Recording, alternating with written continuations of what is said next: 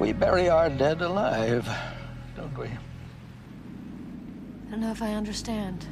We hear them every day. They talk to us. They haunt us. They beg us for meaning.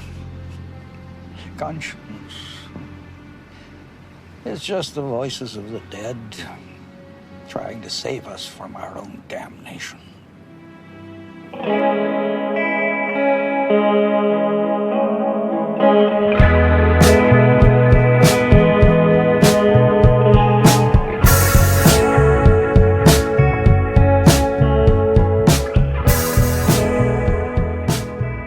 Welcome to Most Unwanted, an X-Files podcast. I'm your host, Chex, joined by, as ever, by Luke. We gotta do it again now. Oh, fuck. Nah, fuck it, it'll be fine. Actually, I've just realised, do we say fuck? Well, you've said it. I've said it like four times. You're like Fred Durst at the moment. Oh, God. An early naughty. Should we do that one again? Nah, I'll leave it in. Okay. Yeah. How are you, Luke? You alright? I'm doing good. I don't know why I'm looking at my notes. I don't know why I've not written down how I am. Okay. Yeah, I'm doing good. Yeah, not too bad. I literally, just before we started, I watched Wolves win, so that was a good start. Yeah, it was. We watched that together. Yeah. Had a nice curry and watched that, so that was fun. I was listening to a podcast. I mean, this is going off on tangents already. I was listening to a podcast the other day where the hosts was completely drunk. Oh, right, okay. And it was kind of annoying to listen to, but also kind of funny. I think we should give it a try one day. Oh, maybe one episode we just do it. We'll have a few drinks and we'll just see how it goes. And then if it's really bad, we'll just can it. We'll probably forget to put it on the right speaker and everything and just sound terrible. Yeah, we don't need to be drunk to do that. I imagine drunk podcasts are sort of like when you go out and everybody else is already drunk. You know what I mean? Like, yeah. And it can sort of, it's either it's funny because you're you're sort of laughing at them who are drunk, or they're just annoying. It really depends on the person you're out with, I always find. Or sometimes it depends in what mood they're in when they're out. So. Yeah, it's true. Yeah. I've always been... I'm not a fan of being around drunk people when I'm sober. It just sort of gets on my nerves a little bit. Yeah. But then, I know a lot of people who, go out and they don't drink, so they don't touch a drop, and they can just get on with it, and they actually have a good time. So, I don't know, maybe it's what you're used to. I don't really know. I guess so. But not for me. Yeah. That's just not my cup of tea. I'd rather have a drink or not be there. Yeah. You know what I mean? We'll see what the fans find. So yeah, I don't know what we talk about to start this week off. Have you been watching anything? What have I been watching? Well, shall I go first? You go first. So I've actually had quite a productive week because I've just blasted through a couple of shows that I really wanted to watch. I watched Unbelievable on Netflix. I've never even heard of that. What's that? It's brand new. It's about it's based on a true story about I think it's 2008, 2009, about a rape case. Okay. That basically, sort of spoilers towards the first episode, so if you are interested in watching it, like maybe skip forward a few minutes. But yeah, it's about a rape case that she gives, obviously she's traumatized, so she gives sort of dodgy timelines, and then they start to suspect that she's lying, and they kind of force her into giving a statement that she's lying, and then they actually press charges against her for lying. Oh, wow. And then it's about this whole story about how this serial rapist is going through America, and inevitably it's about how she's dealing with that going forward, and the detective's case against them. Really good. It's got Toni Collette in. It's got a few other recognisable faces. I don't know the names though. Yeah. But yeah, 8 episodes. Fantastic. Really enjoyed that. And on your recommendation, I blasted through Fleabag in a day. Yeah. It is one of those shows that you can just catch up with. I loved it. It was phenomenal. Yeah. I loved the second season especially. Just a really clever writing. I really enjoyed it. But yeah, good recommendation, I'd say. Yeah. I mean, I really enjoyed it when we watched it through, and the second series it just shines. It blew my mind that it was 3 years that it took them to come back for the second series. Like, it took them that long to do it, but I suppose Killing Eve was in between it, wasn't it? So yeah, I suppose so. Yeah, and she's busy, so. Yeah. I think that's the last one. They're not going to do it anymore, are they? She said that she's not going to do any more, and to be honest, because she's been apparently signed exclusively to Amazon Video, I'd imagine a new project's coming. Yeah, I reckon. I don't see her doing a series 3 for Amazon. I reckon she'll just start something new. Yeah, fair enough. I'm excited to see what she comes up with. Yeah, makes sense. I have also been watching things. Oh, I do okay. remember now. Yeah, go for So it. it's October, and every October I like to sort of list out some stuff, some horror stuff. Oh, okay. Yeah, you do your horror every films, October. don't you? And to be honest, most of the time I get back through about 3, and then sort of I've given up by the time, or not given up, but like other stuff's got in the way, and I'm just like, oh, I didn't really watch half of the stuff. So I've sort of been picking stuff that I think I might be able to get through that, or get through a lot of it, you know what I mean? So I started watching this, it's a Japanese ghost story, like, animation. Okay. And like each episode's only like 5 minutes. So I've been blasting through loads of them at the moment. What's it called? Oh, Yami Shibai or something like that. Okay, no. It varies, as with most anthology things. Some are like, ooh, that was quite creepy, that was quite good.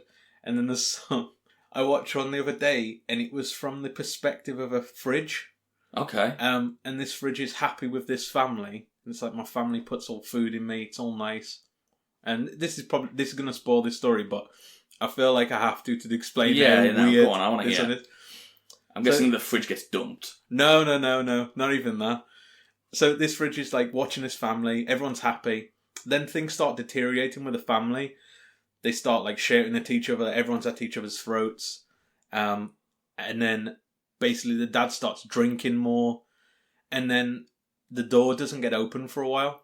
And then one day it gets opened and gets filled with lots of packages of meat by the rest of the family. And he's like, this smells familiar.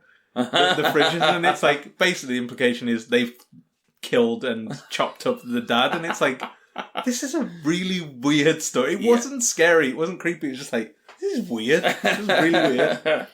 But some of them were good. Like there was one that was sort of like about a woman staying late in an office, and she's like photocopying, and then like hairs start appearing over the and it's like that classic The Ring looking girl. Yeah. That was quite good because it's quite like jumpy. I think that's just, again, have you ever you've seen Cabin in the Woods, haven't you? Yeah.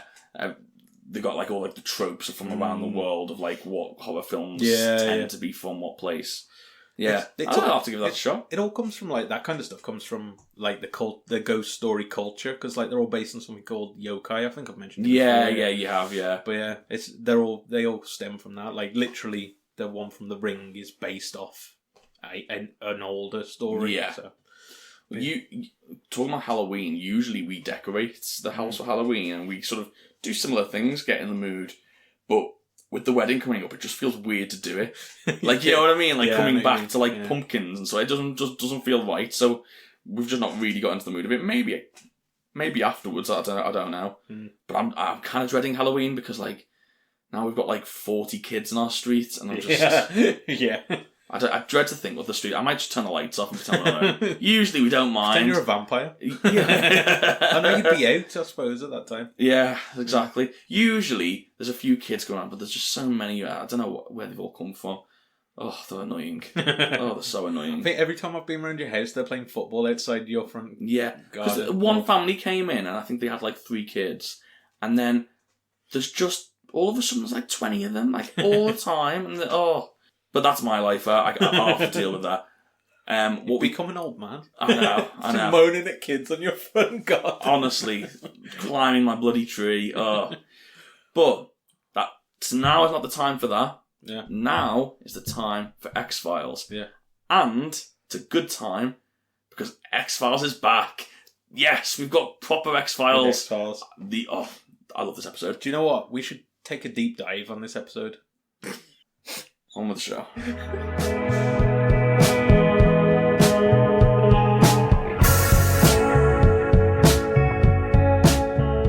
This is episode 15 of Series 3, or Season 3. Originally aired on February 9th, 1996. Written by Frank Spotnitz and Chris Carter, and directed by Rob Berman, and was entitled Piper Maru? Is that the way you say that? I think so, yeah. Any idea what it's about? I do know. Oh, okay. It's in my production notes. Yeah, fair enough. We'll get to that. Well, we wait for that. I'm going to guess that it's about Gillian Anderson's daughter, Piper Anderson, because it's Chris Carter's goddaughter as well, isn't it? But it could also refer to the icebreaker ship in Alien vs Predator, but I'm not sure. The film that came out about 6 years after. Oh, is it? It's a good point. Yeah. Oh, that shows me. Trying to get one up. Yeah, so, should we dive straight into the episode? Yeah. You see, you're still in my diving line now. Oh, yeah, that wasn't unintentional as well. Okay, so we start off with a French diving expedition. I thought this must be the easiest intro to recap ever, because there's no real dialogue to note down. It's just French dialogue is dialogue. No, I know, but it's not just humming. I know, but it was a lot of what's that? Yeah, you know what I mean. Like, it was very you could just summarize it by seeing what basically. happened. I mean, long and short of it, they're setting up for this dive, like a deep sea dive. They've got this massive suit, a guy's getting put into it, and they lower him into the water. And he eventually comes across what appears to be a fighter pilot, like a World War fighter pilot. I thought it was a submarine at first when I first saw it. I think the text gave it away for me. I don't know why it had that sort of, that classic sort of style pin-up girl on the side. Yeah. So they find this plane, and he starts sort of telling he's linked up by comms to the boat. And he starts telling them about the numbers on the side of the plane and the name. It's a Drop Dead Red. And then he does verify that this is what they're looking for. This is the plane that they've been searching for. But he hears something. He can hear knocking. The rest of the team can't hear it. And as he goes closer, he actually sees someone inside the plane. Yeah. Almost like there's an air bubble at the top type of thing. And he just stares at him, but he's got black, hazy eyes. Anyway, he loses comms with the rest of the ship. They all start panicking. They pull him up.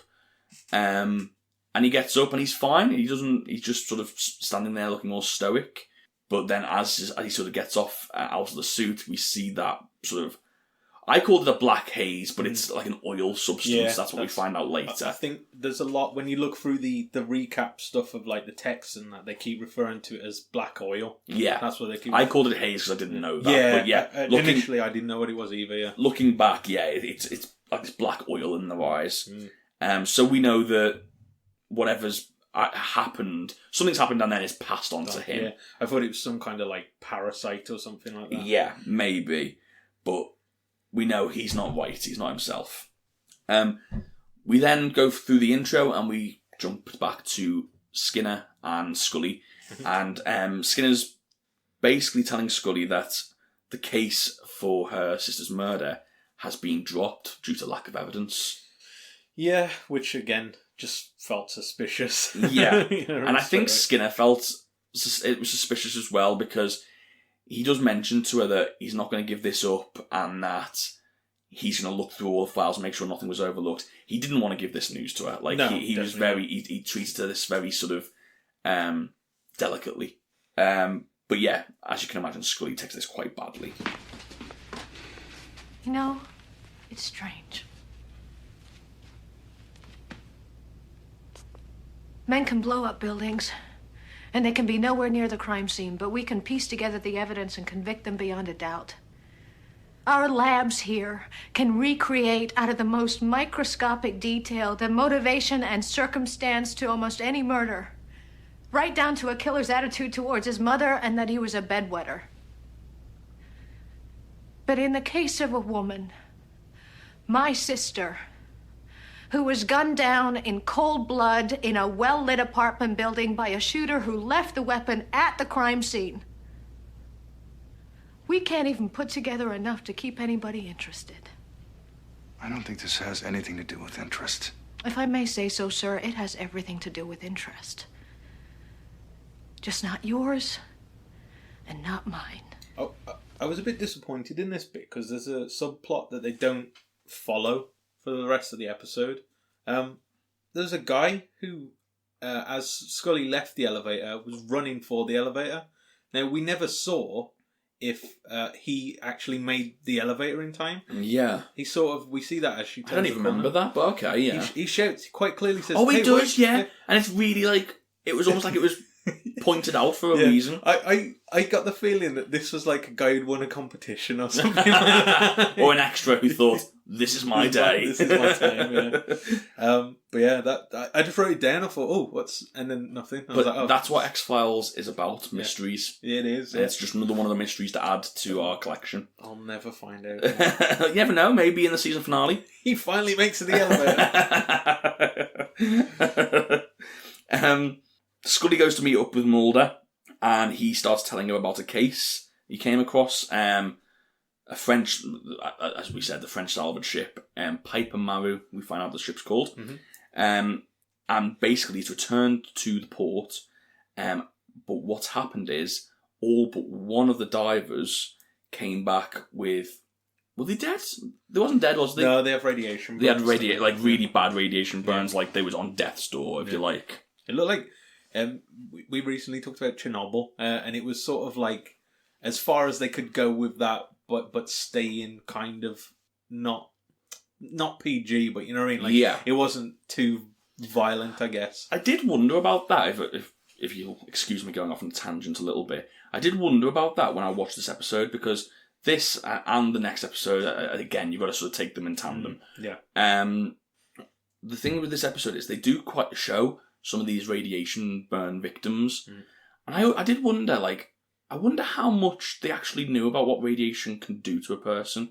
Because it wasn't... if you think of Chernobyl, and I know that there's other instances, obviously, but, just take Chernobyl, for example, it was so secret, it was so covered up, that, I suppose your reference point then would be Japan. There's Japan. To be fair, though, there's people who suffered, really bad radiation burns in America, I think, during, the testing. So, was there? Maybe, yeah, I don't know. But I just... until Chernobyl, I had no idea what radiation burns could do to a person. Yeah. And I don't know, maybe it's just me not knowing, but it just seemed strange that they got it. It was fairly spot on. It didn't look too dissimilar. Like a PG version, if you like. Yeah, that's the thing. It didn't look as grotesque, but it still looked pretty awful, and pretty similar to what it looked like in Chernobyl. The one symptom that it always makes me squirm is that if you've got severely radiated, and you'll know this because you've been through Chernobyl, but still, your veins start falling apart, so your blood can't actually stay in through your system. But what that means is any painkillers that you take seeps out of your system before it even helps. Yeah. I was like, oh God, can you imagine? So all this is happening, you can't even get pain relief for it. Yeah, exactly. Just sounds like the worst injury to have.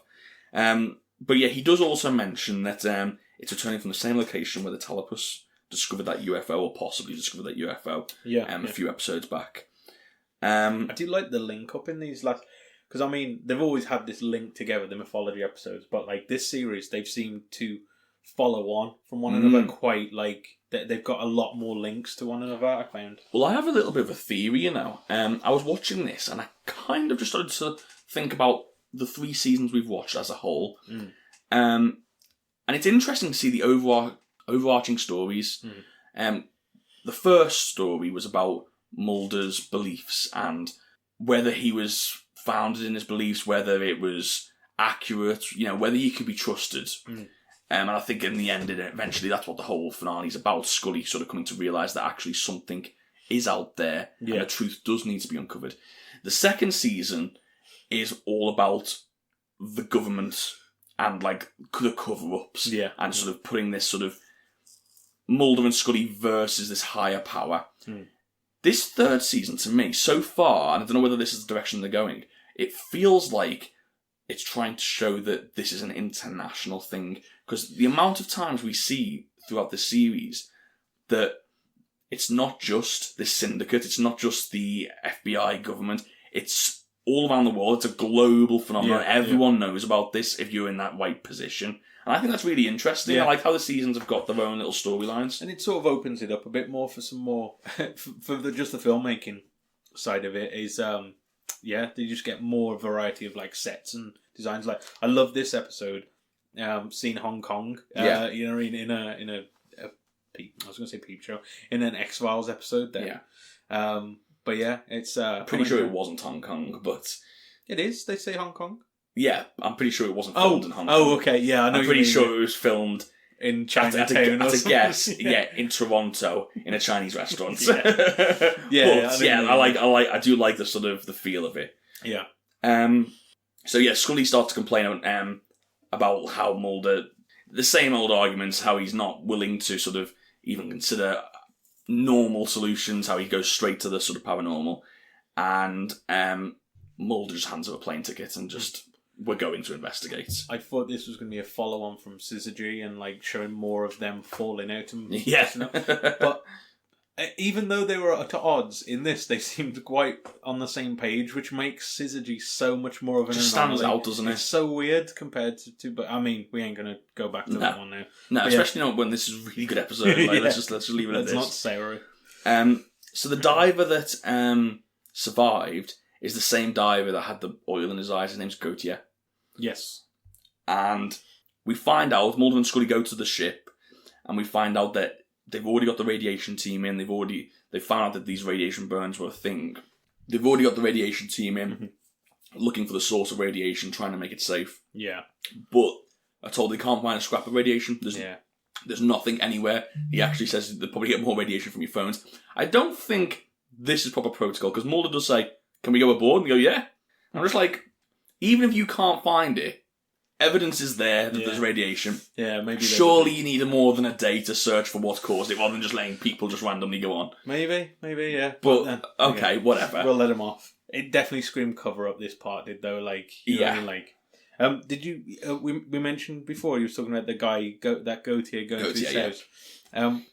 I forgot to mention the picture that he has of him and his wife in front of the Eiffel Tower. It was very, very like Photoshop. Oh, well, I didn't notice. It looked like. Do you know when you like sort of stand outside a holiday shop? Yeah. What's the a travel agent? Yeah, and they've got like a picture of a beach, and you take a picture. It looked like that, but with Paris. It was like really bad. I was like, okay. Oh, amazing. Of all the, it's weird because like you get the black oil effects and stuff, which I thought were really good. Yeah, I did as well. And then you get stuff like that, and you go, you could have put a bit more effort there. I don't know. Just get a Photoshop expert in, that's all you need. Yeah. Oh, I don't know. Yeah, I was going to say flown to Paris. I mean, that's a bit excessive, yeah. That's a bit excessive. Through a holiday. Does it need to be in front of the Eiffel Tower? No. Can it not just be at a park? Yeah, it could be anything. But yeah, when they arrive, they go to Mulder and Scully go to the Naval Hospital first, actually. But all the other sailors are in comas or close to death. Oh yeah, sorry, I've skipped a little bit. Yeah, Gautier dismisses himself. He goes home, so he's not there anymore. He left because he was feeling fine. Scully does try and call him, but with no answer. Yeah. It's this when they go to the naval base up. I do apologise. And they search the Piper Maru, and they find a dive chart on the wall with all of these pinpoints and all that in like sort of a map of the ocean, I'm guessing. Yeah. With the name Zeus Faber on the bottom. Mulder also finds the suit that he went down, and there's like this black oil liquid on it, which again comes into play later on. I was a bit worried when he started touching it. I thought, well, at first I thought, it's wet. Like, of course it's wet. It's a dive suit, but it's obviously got like this sort of black tinge to it. Yeah, I later on you find out why it doesn't have an effect, because basically it's just like a residue left over, isn't it? Yeah. But initially I was a bit... is he going to have the hazy eyes? What's going to happen, but he does find a video from the camera on the suit, and when he puts it into a VHS player, he sees footage of the dive, including shots of the plane, which Scully knows to be a P-51 Mustang. Yeah, she calls it straight away. I like how Mulder in this part is... What the hell is that? Looks like the fuselage of a plane. It's a North American P-51 Mustang. Yeah, it sure is. I just got very turned on. It's the shape of the canopy. I used to watch my father and brothers put together World War II model planes as a kid. Would it have been carrying anything radioactive? No, it was just a fighter. And what was it those men were exposed to? I don't know, but I might know somebody I can ask. Always the Joker. There was a little bit in this one later on. I mean, I'll just skip to it now because it's relevant. Was you surprised they didn't try to hit on the woman at the salvage company? Yeah. Like, as soon as I saw her, I was like, oh, Mulder's going to hit on her. Yeah. Of course he is. Yeah. She was ready to just blast him. Yeah. Probably a good idea he didn't. Yeah, I know, yeah. So now we cut to Gautier, and we see a little bit more of his story now. He's searching through his house, he's just trashing the place, and his wife shows up, and she's happy to see him. Yeah. Gives him a kiss, they said there was an accident, but he just sort of deadpans her, he's just staring at her, and before long she realises that this isn't the same guy Something's up that left. Yeah. Tries to leave, and he attacks her. And then we just see her leave the house, normal as ever, and then the inky eyes come over her as well, so now we know that whatever this is, I guess at this point it was changing hosts. Yeah, basically, yeah. It had some kind... That's what I thought. It was some kind of, like, parasite, something like that. I didn't know if it could just spread out and keep spreading. Yeah, you're not really sure, but it does answer that in a little bit. Yeah, but then, you find it basically it's one thing that just keeps passing. Which I like, actually. Yeah. Like, it's... Obviously, you hear, like, alien stories of, like, body snatchers and stuff, but they usually try and spread, you know what I mean? They usually try and take over loads of people. I've not seen many where it jumps. Yeah, and to have a specific purpose as well in mind, which I quite like. Yeah. In fact, this next scene sort of clears some of it up, where Mulder arrives at Gautier's home. He finds a load of paperwork, starts searching around, and he actually finds Gautier unconscious. But when he wakes up, it's him. He's back to normal. Yeah. He's covered in oil. Yeah. But he is back to normal, but he doesn't remember anything from the dive. Yeah. So obviously he's angry at this point. Yeah, it sort of sets up that basically while you're under its influence, you don't remember anything that happens. Yeah. Which is interesting later on. But yeah, there's something like right at the end of the episode that I just was like, huh. Like, we'll come to it later because it makes more sense, but yeah, it's funny. The implications are funny anyway. Yeah, definitely. In this, whilst he's searching the office, Mulder also does find an invoice for salvage broker. Yes. Called Kalinchuk. So he heads there, I'm guessing, straight away. Whilst he's doing that, we head to Scully. And I wasn't quite sure, was this where she grew up? That's the implication. Did I miss that? I know she kept on getting emotional at all the kids, and I just assumed this is where... They don't explicitly say it, but because we know that she's got like a naval background, like with her dad being a captain, was it? Oh, of course, and she does have that flashback to her playing hopscotch. Yeah, that's of course she does. Yeah. But yeah, she goes back to that place to visit Commander Johansson, who she believes will be able to help identify the ship and give her a little bit more information, because as to her knowledge, that sort of ship shouldn't be carrying any radiation whatsoever. Yeah, exactly. So she goes there, and like I said, she does get upset about like the sort of the surroundings, but she's fine. And then she goes to visit Johansson, but his memory isn't what it used to be. He's forgetting quite a lot, or at least that's what he's telling her at this point. As soon as he started saying, "Oh, I don't quite remember," it's like he definitely knows more than he's letting on. Oh, but yeah. Initially, I thought it was for some nefarious reason, but I get the feeling you see later on him tell her like more about it outside of his house. I get the feeling he's very like suspicious of who's listening. Yeah. So he's got his reasons, I guess. Yeah, I mean, he does give up quite quickly, so it's not like he's trying to keep information from her. Yeah. Exactly. Unless what she says to him at the end changes his mind. But yeah, basically, he plays dumb. He says that he doesn't remember anything, and she tells him that there's a lot of French sailors and lives on the line here if you don't remember anything, so it's a shame you don't. Yeah.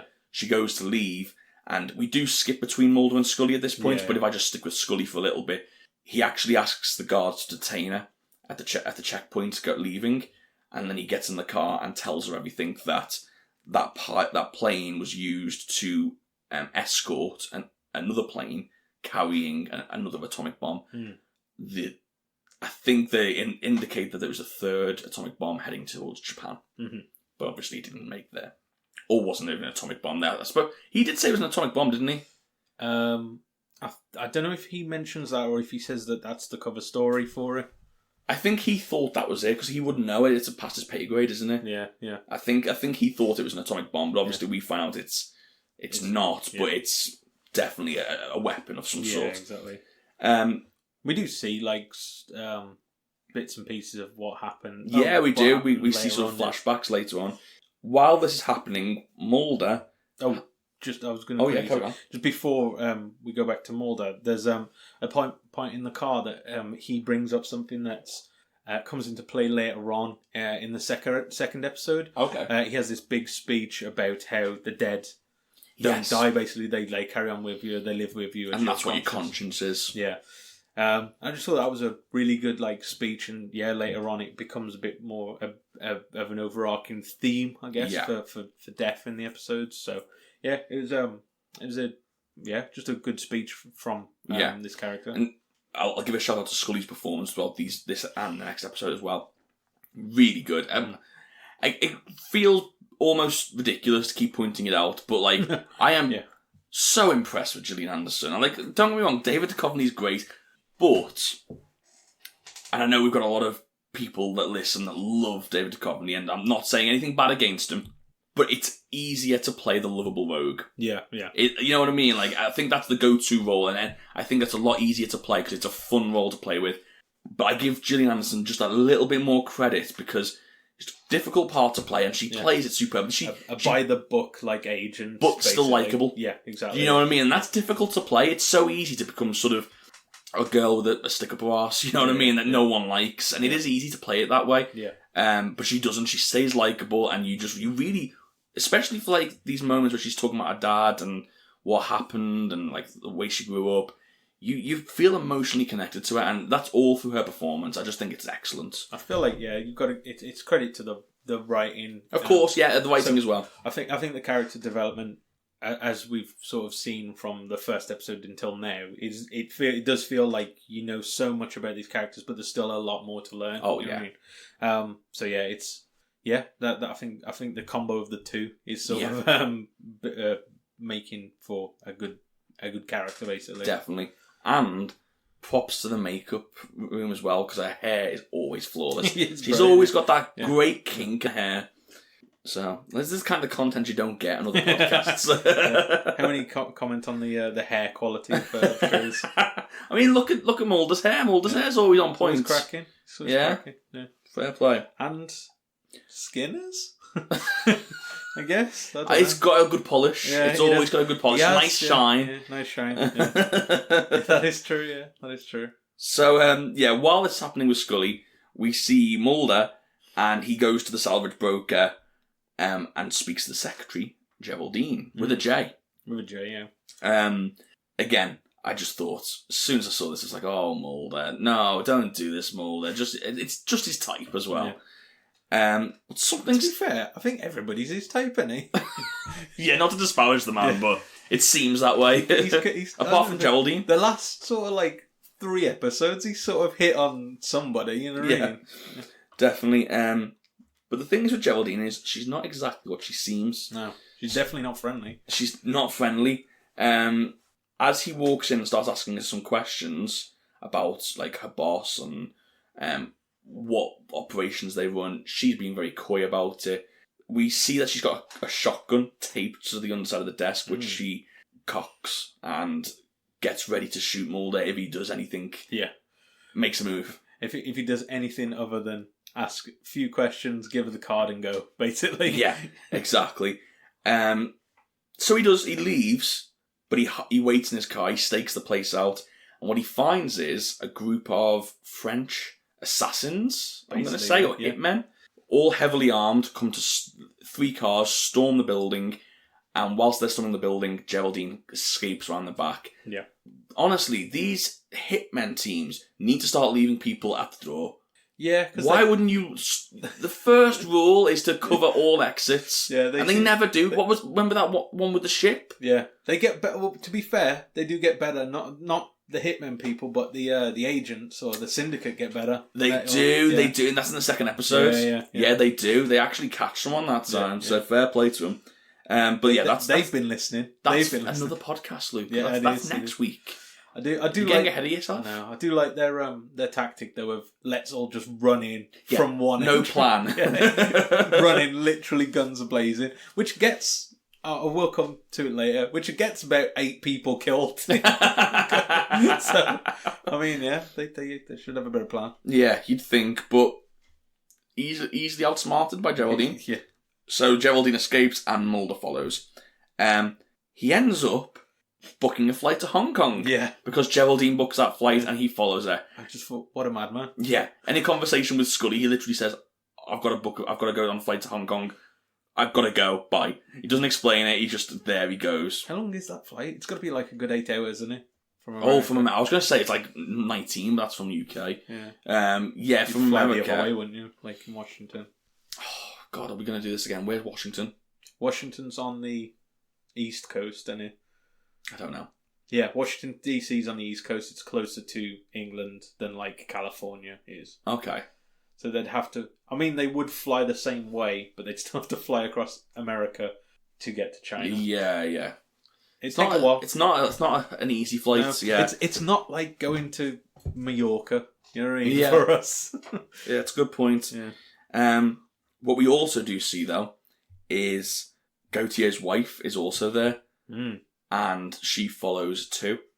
I don't know how she figured out that these are the people she needs to follow. They don't really make that explicit, do they? Whether that the oil just knows and can figure it out. It's got some kind of intelligence, but yeah, you don't know how much more than a person. You know what I mean? Like, it knows. Okay, it's hard to talk about without talking about the second episode. It's after this tape. Yeah. So it can find its ship. Yeah. But like it never explains how it knows. It's just seen Mulder and it all of a sudden it knows that Mulder will lead him to whatever gets him that. You know what I mean? It's just very strange. Maybe because we do find out that there's some kind of connection that Mulder's dad, let's get his name right, has to the oil at some point. Like, yeah, maybe it's sort of. I'm doing a lot of jumping yeah. through Do you know hoops, what? yeah. I'm not that bothered by it. I'm Yeah. just happy to say it's an intelligent life form and Yeah. it's figured it out. Figured it out some way or other. I'm happy with that. Yeah, let's stick with that for now. We now see Skinner and he's having a lovely time. Big Skin having a big dinner.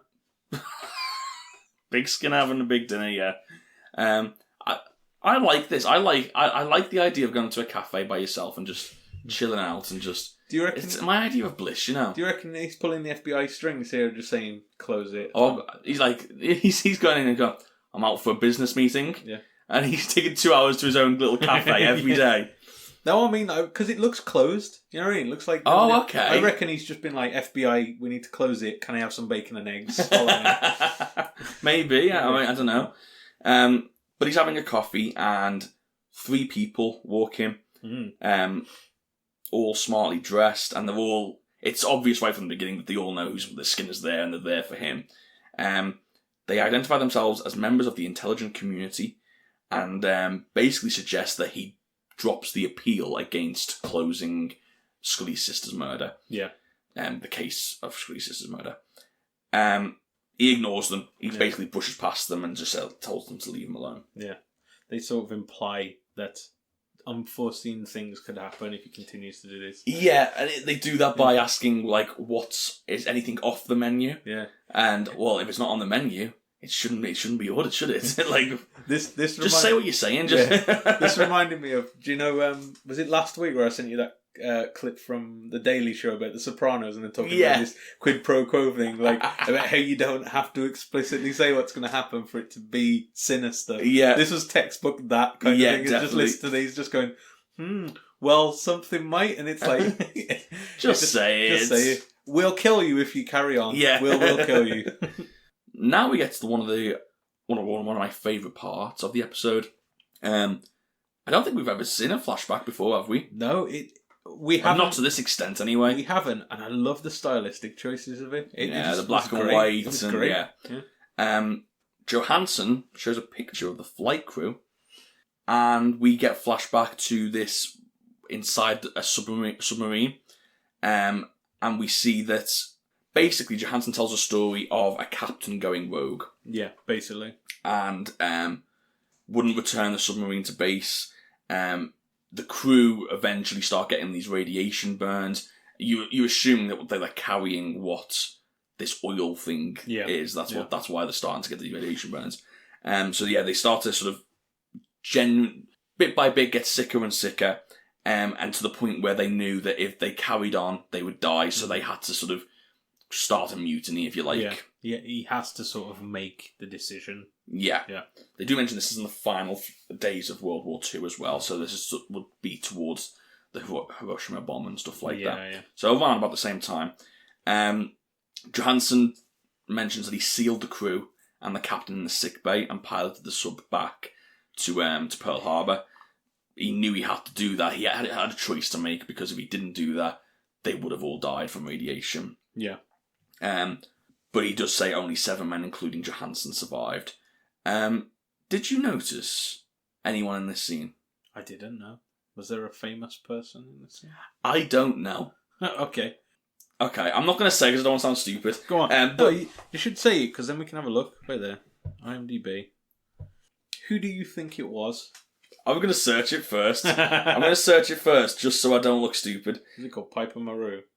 Yeah. It was just an extra. It was just like a guy in the background. But it looked, if it's not him, it looks at the spit of him. It is. It's Michael Buble. Really? Yeah. I mean, this isn't great podcast content. No.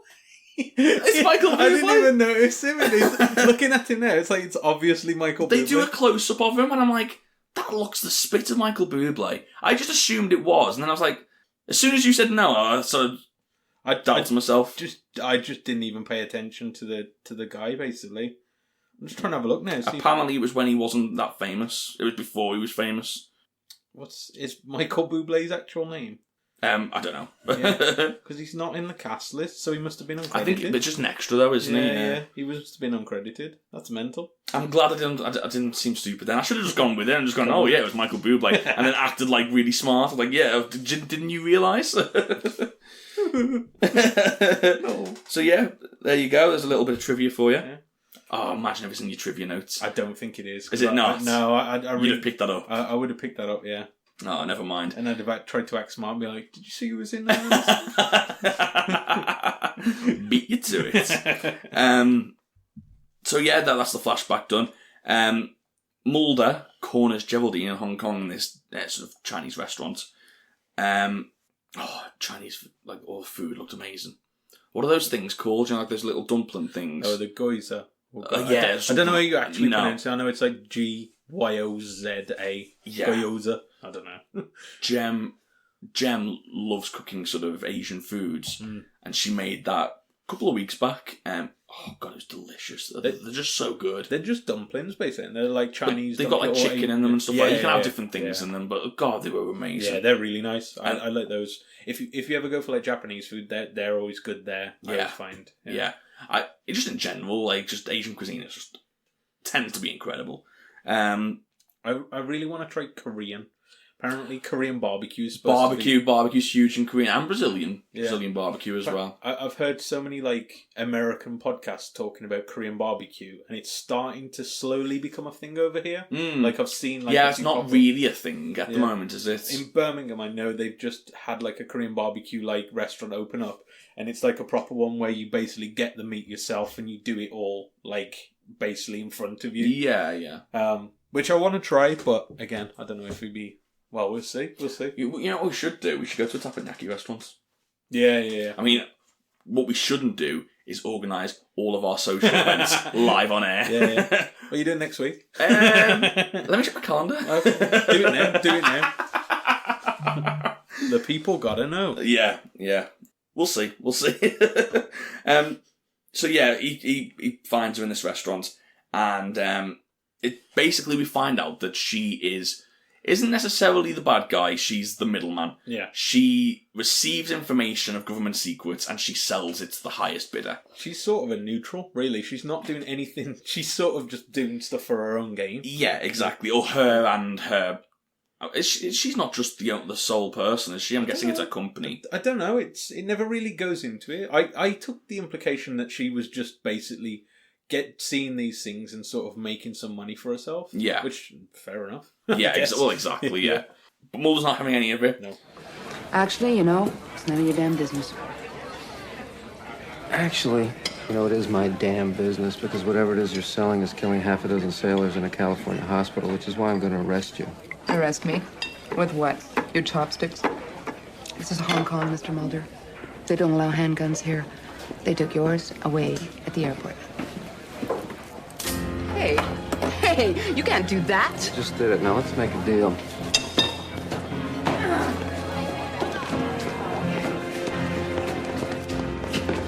You're violating my civil rights.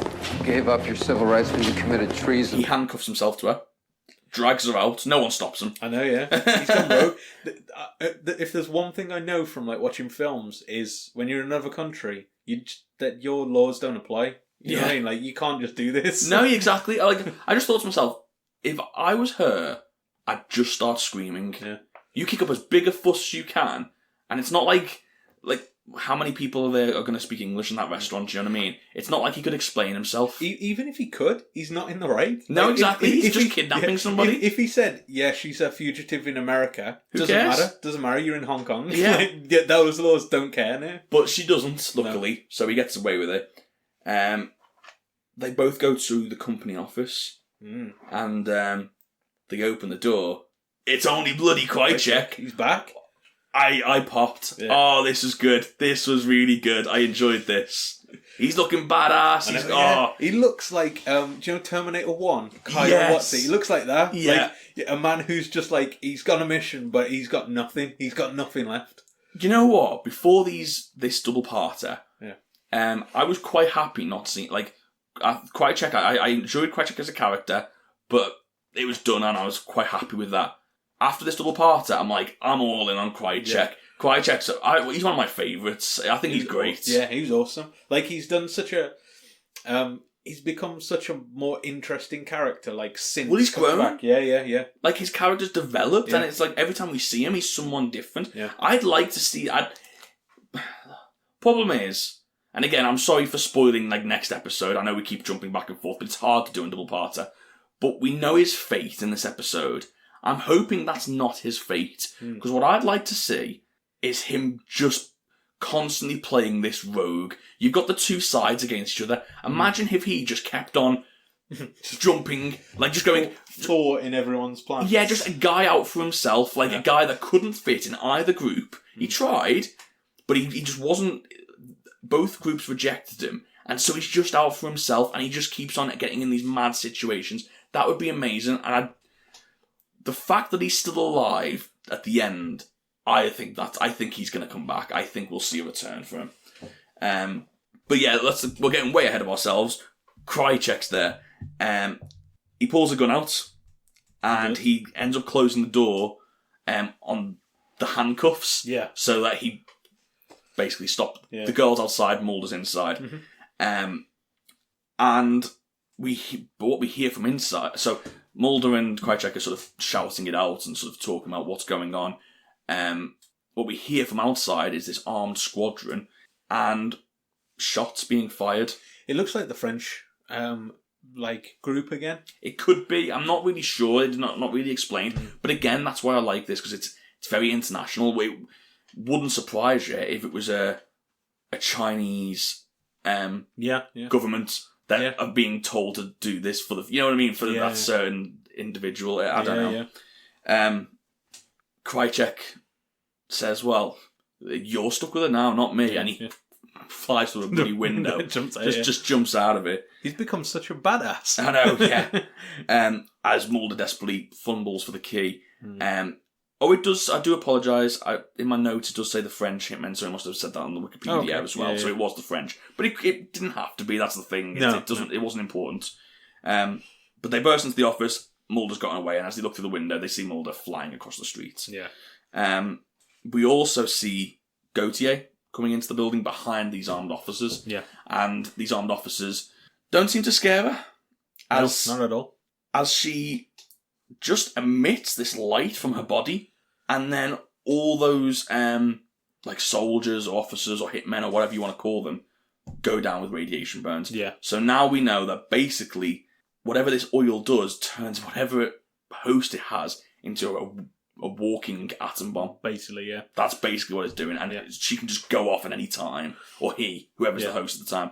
and just anything within range. What I want to know as well is, does it do this to the host, like, slowly? Because they sort of implied that it does these radiation burns, but, like, the backstory, like the flashback, seems to imply that it just emits it anyway as well, even if it's not doing the big burst thing, it just slowly emits it, because they sort of deteriorated slowly, apparently. It's a good point. So maybe, like, the host... Then again, no, it says the host doesn't have any... Like, what's no, it doesn't. I think what happens is you get it's the same as, like, radiation burns, and I know we keep going back to it, but, like, in Chernobyl, you know how you get, like, the radiation burns, and then you get better? You have that latency period, and then it starts to go to shit. Yeah. I think that's all that's happened. So it happened, the radiation burns happen, and everyone is still coping, still carrying on. Yeah. And then they start dying. Yeah. So yeah, again, I didn't expect answers this quickly, but it was at this point, to be honest, as soon as I saw they was going to Hong Kong, I was like, this is a two-parter. This is a two-parter. There's not going to wrap up Hong Kong in an episode. I love that they've got how many two-parters we've had this series. Yeah. Like, it feels like the mythology episodes have all been two-parters, or 3 in some cases. Yeah. And it just feels like those episodes now feel extra important, because you basically get a double dump of information, you know what I mean? Like, you get all this stuff and some really cool set pieces as well. Yeah, definitely. We're getting towards the final scenes now. Skinner goes back to that coffee house. He's helping himself to just his normal coffee, his breakfast. And a man starts having a go at the cashier because the phone isn't working. Yeah. He goes on, he grabs Skinner's attention. And he starts asking for money, paid his money for his time, his money for his work lost. And Skinner approaches him and says, is there a problem? And then this guy turns around and shoots him in the chest. Point blank. Couldn't believe it. I didn't recognise the guy, I'm not going to lie. No. I should have, because I do recognise him once once it was said. Yeah. It was Krychek's old partner, the one that shot Scully's sister. Yeah. Melissa. So I should have recognised him, because as soon as he's got quite a distinctive face, hasn't he? Yeah. So as soon as they said it, I was like, oh, of course it is. But I didn't recognise it at the time. I just thought it was one of them higher ups, to be honest, the intelligence community, whatever they're called. Yeah. But yeah, they shoot him, and he flees. Then Scully gets a call about Skinner, and tells her, and Kim, the secretary, tells her about the incident, and Scully leaves to go to the hospital with him. We then go back to Krychek, and he's at the airport, and he's waiting for a plane to Washington. And Mulder catches up with him, beats him up. Again, no one stops him. No one stops him. It's in an airport, airport. And he pulls a gun. He pulls a gun. I mean, he does. He's a terrorist at this point. He hides it, but like not very well. Not at the start. So that whole like jacket over the. I'm doing the action. But even though he's just punched a guy in the face and this guy's bleeding, like. There's no way you get away with this. I know. Imagine Birmingham Airport if you just started decking somebody in the face. You'd be like, you'd have machine guns in your face. Honestly, you would. They don't stand for that. Yeah. I mean, it was a different time, I suppose, back then. Maybe, true. Maybe you could. I don't know. I doubt it. Like, I mean, I went on holidays before, like 9/11 and like the big changes in like airport security. And I mean, it did change airports for considerably. Yeah. Do you know what I mean? Depending where you go. Some airports, like if you go to some countries, they don't really care too much. No. I did completely off on a tangent. I came back from somewhere where I think Birmingham Airport, it took us about 40 minutes to get through security. We got to Dubrovnik and it took us 2 minutes. Yeah. It was like, okay. Yeah, it's crazy, isn't it? Anyway. But yeah, as I was saying, I don't think I saw too many fights in airports before all this, so I don't know. No, not without at least getting wheeled out of the airport straight away. But they make a deal. Mulder sort of manages to restrain himself, and they make a deal that Krychek will lead Mulder to the tape that he stole from Skinner in the... do you remember the staircase? Yeah. When he beat him up? Yeah. So that tape has got proof that the government know about UFOs. Yeah. So he will lead them to the tape in exchange for letting him live. And Mulder agrees to this. Mulder tells him to go to the bathroom, clean himself up, and then they're going to head back to Washington. You did that. So yeah, he does. He goes to wash his face, and then Mrs. Gautier walks into the men's room. Looked like, I mean, this is a weird scene, to be honest, because she stands next to him. In like the urinal part. Yeah, and she sort of smiles. And then what happens is, they changes host, and the host then becomes onto Krychek. But in the split second before, Krychek's got this goofiest grin on his face when he realises, oh, a woman's next to me. It's just so goofy. Yeah. It is played up a bit like a comedy scene because he looks down and sees her heels and he's like, oh. And there's like this weird smile. Ooh. Especially in the dire situation he's in. He's like, ooh. Take it seriously, mate. But yeah, we see Krychek leave the bathroom with black haze in his eyes. Yeah. So I've got a question before we just finish up on this. So it's implied that whilst they're under, they have no recollection of what's happened, or basically what's happened since they got took over. So this woman got home from work and has now woken up in a Hong Kong toilet. Men's toilet. She must be having a very confusing day when she wakes up. Yeah, that is strange. Oh, what would you do? I mean, you're fucked. Like, you're probably not going to have your passport. How are you going to explain it to anyone? I woke up here in Hong Kong. You woke up in Hong Kong. Of course you did. Sure. Also, as well, I mean, yeah, the US government's going to be like, because it's all involved with alien shit, they're going to be like, nah, I'll leave you there because, like, otherwise. Yeah. She's having a terrible day and her boyfriend's probably dead. And she didn't have anything to do with it. Yeah. Poor girl. Poor girl. Yeah. It's black oil. It's bad stuff. But talking on this black oil, we might as well sort of summarise the episode now. Yeah. I thought it made for a great antagonist. Yeah. All these different hosts. Yeah. I loved the flashback.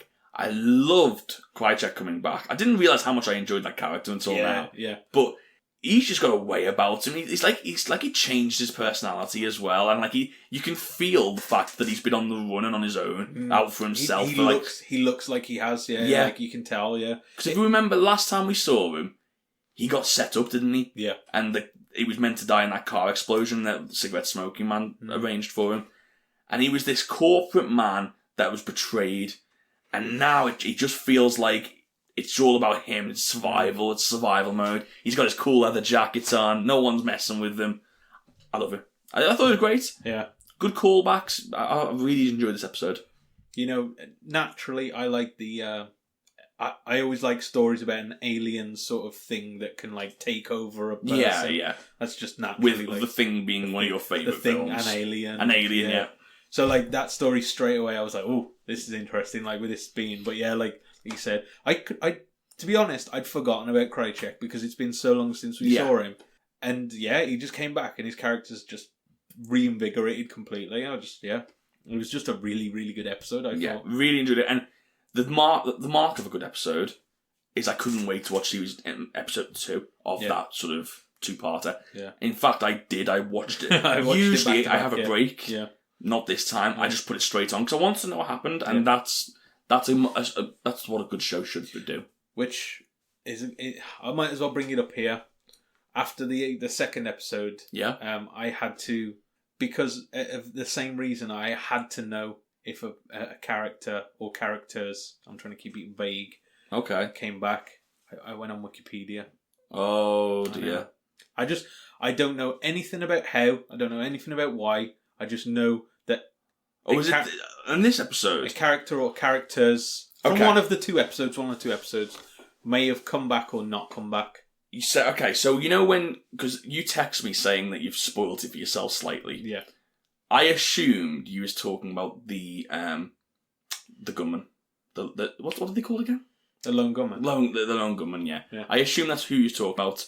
Now you've brought it up. Now I'm assuming you're talking about Krychek. No, I was talking about the two episodes. Because fair enough. You were talking about. What were you talking about? The two episodes being back to back and wanting to know what happened afterwards. Yeah, that's why I brought it up now. But but I mean, it's not the end of the world. I just don't tell me. No, I won't tell you anything. But yeah, I have to, in full transparency for our audience. I can't let you down. I did have to look just because I wanted to know if they came back. Yeah. You know what? I was actually thinking about this the other day.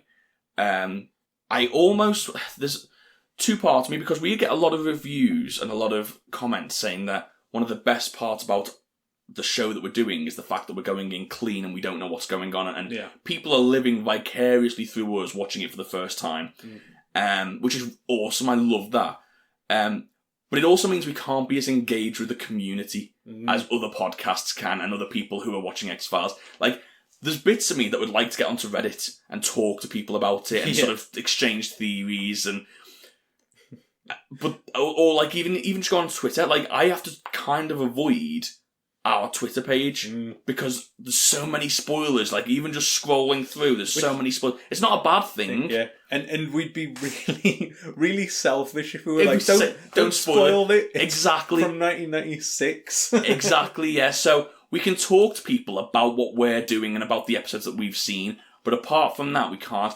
And so that's something I am looking forward to going forward, where at the end, we're going to be able to, it's going to be like a whole new chapter where we can engage with our audience about like what the overall feelings of it is and theories and all that sort of stuff. So it just, like you said, like you looking ahead, I'm looking forward to being able to do that, being able to search online for different things and just delving deeper into it. That's the thing. I didn't want to know any of the story threads of it. I literally just wanted to know if a character came back or characters came back. Yeah. It's going to be interesting. And I'll find out.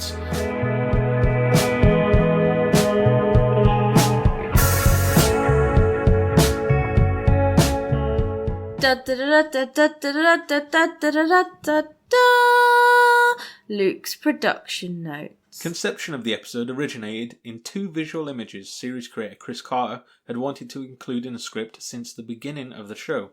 The first of these was that of a deep-sea diver finding a still-living pilot trapped in the wreckage of a World War II era fighter plane, and the second was that of a black-and-white flashback taking place in a submarine. Okay. Very specific things that you wanted to include, but okay. Then again, I suppose if you're the director of, or like the creator of things, you sort of think... Have ideas, and like then storyboards. Let the writers sort of piece them together, I guess. I feel like he pieced it in really effectively, so... Yeah, exactly. Director Rob Bowman shared with Carter his experiences of diving, feeling that an episode based on finding something creepy underwater would be a good idea.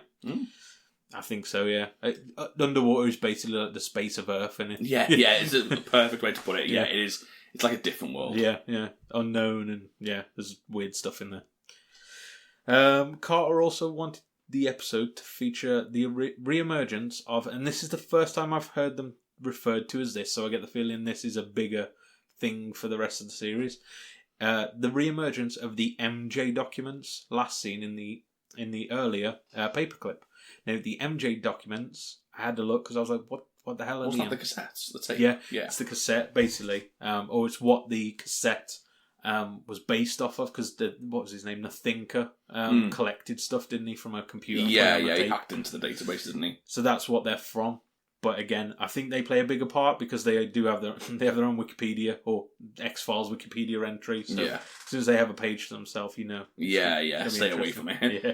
Frank Spotnitz began working on the episode immediately after writing the earlier third season episode 731, fleshing out the rest of the concept while on a flight out of Minneapolis. Spotnitz ended up writing his ideas on a magazine, not having brought paper with him, and included in his outline the investigation of Scully's sister's murder and the reintroduction of Alex Krycek. It does feel like a direct sequel to 831. Yeah. If it was the very next episode, I could believe that. Yeah, definitely. I like that. I do like this series in particular has felt a lot more of a continuous story. Yeah. Which I prefer that myself. I like Monster of the Week, but I do like the sort of the meat and veg of it, you know what I mean? The title of the episode, we might know a bit about this one. Oh. The title of the episode is in reference to the first and middle name of Gillian Anderson's daughter, who had been born during the production of the second season. The name Gautier, used for the French diver and his wife, was a reference to special effects producer David Gautier. Oh. There you go. Wasn't he a singer as well? No, it was just Gautier. Aren't you saying the same thing? But his is spelled like the French Gautier. Oh, okay. Gautier is the one with the paint on his face, isn't it? Yeah. Cut him off. Buddy, I used to know. Yeah, that's the guy. Yeah, so we don't know him anymore. You get one hit wonder. If you are listening though, Gautier, We still like it. We still like it. It was a good song. Yeah, it was a good song. Imagine. Yeah, we get a really angry email. Hi, I'm Gautier. Don't know why he speaks like that, but okay. The episode's cold open was filmed in a water tank using a replica P-51 Mustang plane, which had been designed by the art director. Okay. Bowman also needed to direct a scene in which Gillian Anderson would react to a memory of playing with her sister as a child. The scene involved digitally composing the children playing into Anderson's footage. Bowman asked Anderson to act towards a tree as though it were her sister, later telling her, "I'm going to tell everyone. I can tell that you just did that. Great reaction to a tree." There you go.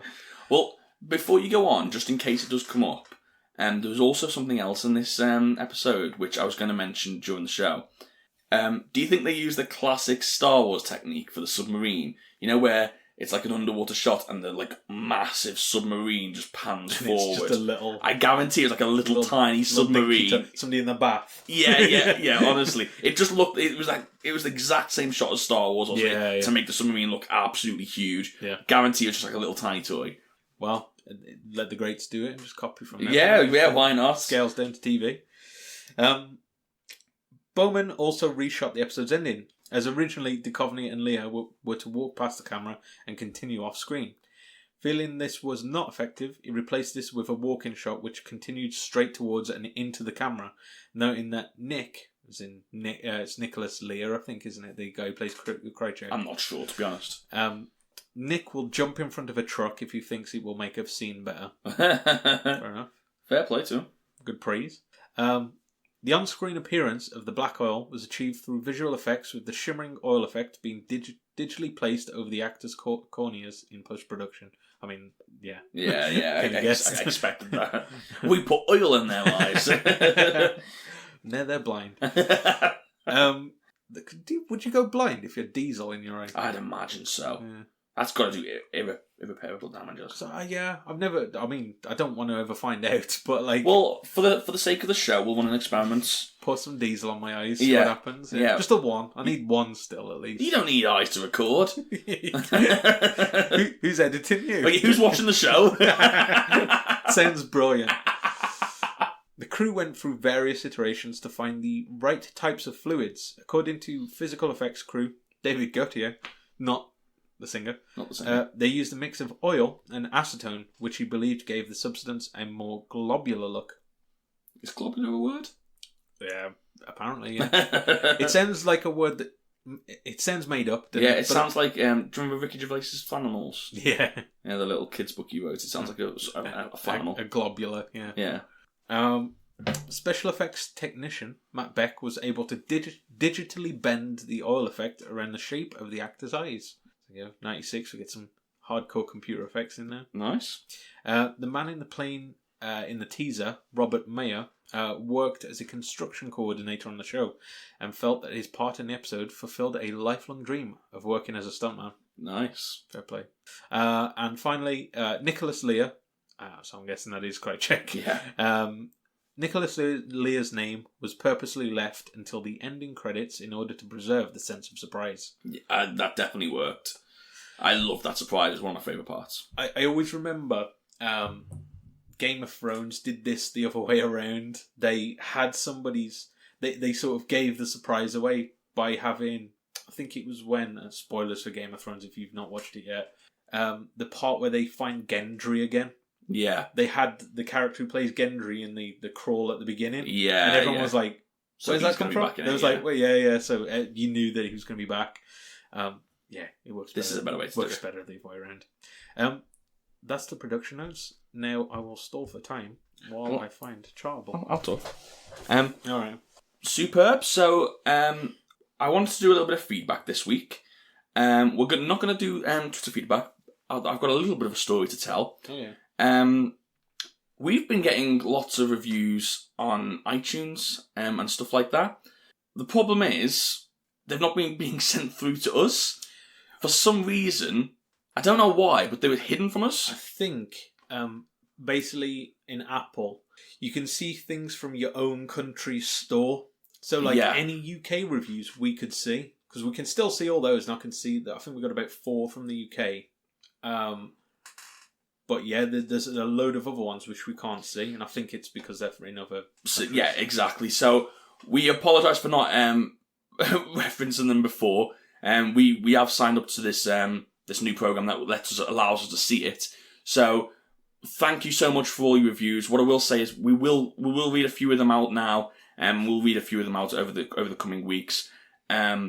But what I will say is this: keep sending those reviews in, keep giving those 5 stars. Really does help to boost us up the charts, and so basically, so more people can see it. It makes us visible, and it's honestly the best thing you could do if you could just. I know, because I always hear this in podcasts, and I always think I never go and do it myself. But if you could just take that 5 seconds out of your day just to give us a 5-star review, and just even if you just tell us how much you hate Luke, that's fine. Just pop it into the notes. I'll take it. But it really does help, and the more people that we can get listening to it, the better we can get it, because that's what we want. We want to build as big a community as we possibly can. So, without further ado, probably months too late. Yes, in some cases. We're so sorry. I feel bad, but it was literally out of our hands. We didn't know these reviews were coming in. Yeah. Do you want to read a few of them out? Yeah, we will, and we'll go back to, this was from, what month is the 8th? August, is it? Yeah. August of 2018. Oh, God, I'm so sorry. This is from someone called, it just says fan from Sydney, and it says, brilliant X-Files podcast. Came across this podcast looking for other X-Files podcasts, as I wanted to listen to a podcast talking about the X-Files as I rewatch it again. Love the way Chex and Luke recap the episode as a whole and have a segment at the end of the show related to the episodes covered. Very funny too. So that shows how old it is, because we've got rid of that segment. We haven't done segments in a while. Oh God! What if we got rid of the favourite parts of the show and we didn't know it because we wasn't getting any of the feedback? I mean, if that was your favourite part, then we might try. We'll bring it back. Yeah. It was difficult though, because they sort of. I think we mentioned this at the time. We put it into the show now. Yeah, we still do it. We still go off on tangents. We just put it into the main show. There's the 4 segments of stuff. We found that, like, especially if it was a mythology arc one, you'd be like, so let's talk about UFOs again. Yeah, exactly. The same conversation. Yeah, so I mean, there's a lot more to talk about, but like the most famous cases we're going to cover first, and it's going to be. I mean, there's probably better podcasts that are going to have better research than us, than the guy who goes on Wikipedia. But we're not supposed to be researched. Yeah. We're supposed to be watching it for the first time. Yeah, exactly. But thank you very much, fan from Sydney. Yeah, we've had quite a few correspondents from Sydney over the past couple of years, so that's quite cool. We've got some Australian fans. Have we got any more? I'll try one more. So yeah, this comes from Lost8675. I don't know if this has anything to do with someone being a Lost fan. 867. You'd think they'd use the numbers from the show, though. But then they'd be used, wouldn't they? Yeah, anyway. Exactly. Anyway, it says fun and insightful. There are a couple of fun and insightful... Definitely not. That were fun and insightful. That's really... I'm so glad that was fun and insightful. Let's get it right. They are a couple of fun and insightful gentlemen. I like that they are new to the show. It makes me happy to see they are enjoying it as much as I did when I first got into the show ages ago. If you want to just have fun and enjoy the friendship these guys have and listen to their take on the X-Files, this is a great podcast to listen to. So, thank you, Lost 8749 8675. 8675. I think you started just saying the lost numbers. Thank you very much. Yeah. And you know what? Like, just reading through bits and pieces from the last couple of months, I have noticed a trend that people who sort of recommend our show and recommend it to other people or put a review up or get in touch with us, they do tend to mention the fact that one of the big draws of this episode is our friendship. Which is weird, because we don't like each other. We hate each other, and I mean, it means we're good actors. Yeah. We can play it off. We don't talk outside of this. We played up. That laugh was painful. You couldn't fake my laugh if you tried, though. That's the problem. I've got such an annoying laugh. I like the... I think we noticed it a long time ago, is that you laugh to try and ease people in. Like, you know, even if a joke wasn't funny, sometimes you won't want to like hurt their feelings, so you'll sort of just do the laugh. But we noticed quite early on that when you do this, so you go, I just got the checks laugh. Yeah, that was a shout. That's the thing. The thing is, because I've got such a distinctive laugh, I'm one of these guys that don't want to offend people. Yeah. And so I will laugh, and I'll laugh along with a joke and stuff like that. But people who know me really well, like yourself, you can tell straight away when it's a fake laugh. Yeah. And so it can cause hurt feelings. Do you know why? I remembered this yesterday or the day before. I can't remember. But there's a guy at my work who I was telling you about me doing a joke that wasn't even a joke. It was just a sentence that I said and laughed and just was like, that wasn't funny at all.